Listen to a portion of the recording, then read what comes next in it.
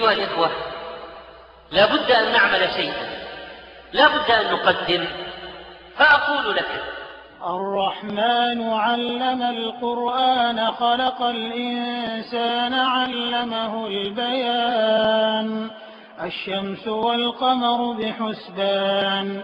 احفظ سورة، علم آية، انقل مسألة، اروي حديثا، احضر درسا، اسمع شريطا، اقرأ كتابا، وزع مطوية، لخص محاضرة، قدم نصيحة، انشر دعوة، اكتب مقالا، صمم موقعا، صحح خطأ، ورافق ناصحا، امنح محروما، انفق مالا، اغث لهفانا، واهد حيرانا، واقم صلاة، وأد عمرة، ألق خطبة، قدم رأيا، قاوم بدعة، صم يوما، أطعم مسكينا، اتبع جنازة، اكس عاريا، زر مريضا، ابن مسجدا، أصلح طريقا، انصر مظلوما، خطط مشروعا،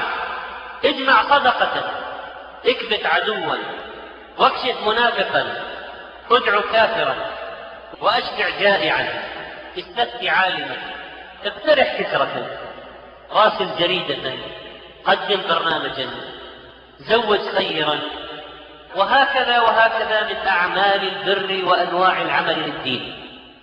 قدمت لكم هذه المادة من موقع وذكر الإسلامي www.وذكر.info.